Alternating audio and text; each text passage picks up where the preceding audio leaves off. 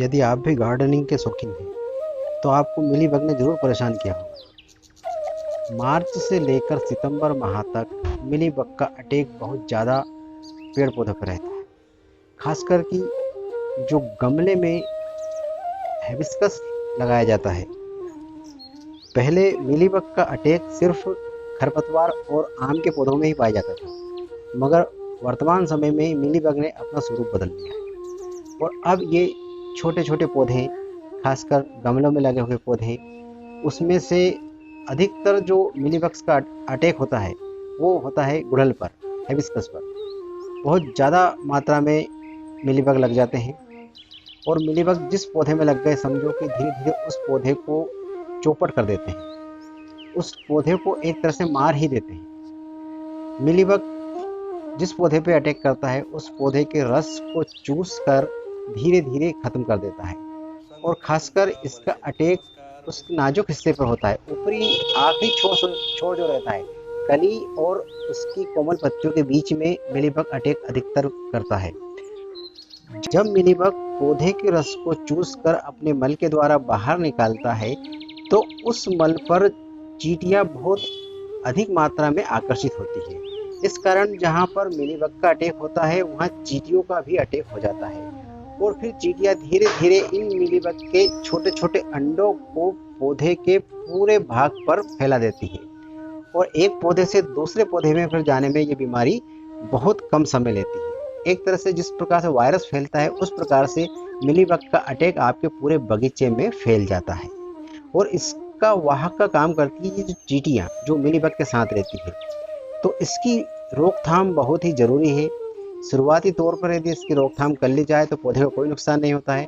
यदि हम जाने अनजाने में या अनदेखी कर देते हैं तो ये धीरे धीरे पूरे पौधे पर फैल जाता है और फिर उस पौधे का मरना निश्चित हो जाता है। या तो हमें उसको काट कर फेंकना पड़ता है या धीरे धीरे वो सूख जाता है। इसलिए शुरुआती दौर में ही मिलीबग का अटैक को समाप्त करना बहुत उचित होता है और आवश्यक है कि इसको हम पूरी तरह से जड़ से ख़त्म कर दें। यदि आप कुछ समय के लिए इसके अटैक को ख़त्म करना चाहते हैं तो उसका भी एक सरल उपाय है। 1 लीटर पानी ले लीजिए और उसमें 3-4 बूंदें केरोसिन की डाल लीजिए और उसको अच्छी तरह से हिलाकर पौधे पे स्प्रे कर दीजिए तो मिलीबग पूरी तरह से ख़त्म हो जाएगा, मर जाएगा, परंतु उसका दोबारा अटैक हो सकता है। तो पूरी तरह से इस बीमारी को ख़त्म करने के लिए चलिए दोस्तों एक उपाय करते हैं ताकि आपका बगीचा पूरी तरह से मिलीबग से मुक्त हो जाए और ये बीमारी दोबारा कभी लौट के आपके बगीचे में नहीं आएगी।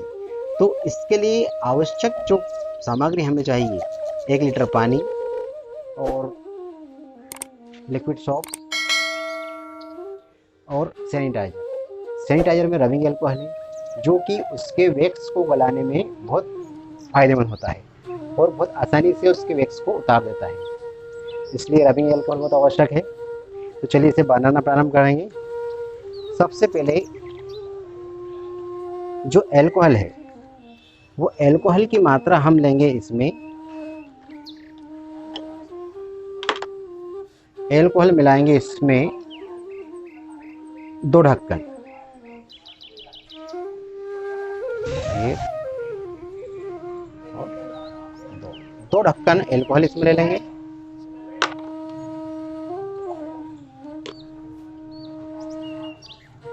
अब 2 ढक्कन ही हमें चाहिए लिक्विड सॉप। लिक्विड सॉप का क्या काम है मैं अभी आपको बताता हूँ।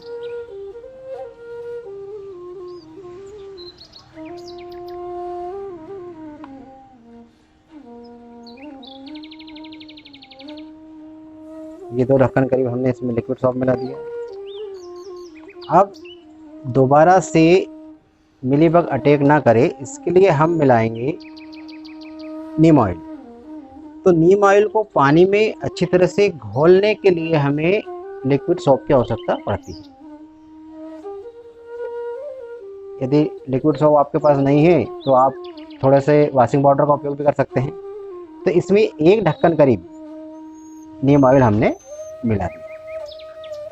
नीम ऑयल क्या करेगा कि जो दूसरे भी कीट हैं जो छोटे मोटे, उन सभी को मार देगा और दोबारा से वो अपने पौधे पर कभी भी अटैक नहीं करेंगे और हमारा पौधा सभी बीमारियों से सुरक्षित हो जाएगा। अब हमने सब चीज़ इसमें मिला दी है। अब इसको अच्छी तरह से घोल लेंगे।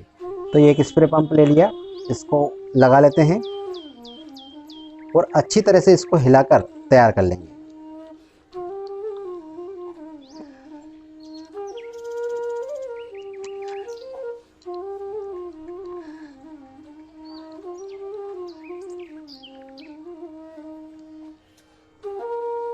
बस अब ये हमारा लिक्विड तैयार है।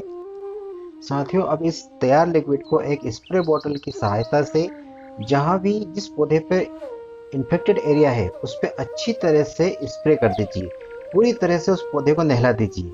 नहलाने के बाद में आप देखेंगे कि जो मिली बग से वो धीरे धीरे करके नीचे गिरने लग जाएंगे और आपका पौधा फिर से जीवित हो जाएगा, फिर से हरा भरा हो जाएगा और पूरी तरह से इन्फेक्टेड फ्री हो जाएगा। तो साथियों, यदि जानकारी आपके लिए उपयोगी हो तो वीडियो को लाइक कीजिए, शेयर कीजिए और हमारे चैनल को सब्सक्राइब कर दीजिए। धन्यवाद साथियों, आज का वीडियो यहीं तक। एक नया वीडियो लेकर फिर आपके बीच में उपस्थित होंगे। धन्यवाद।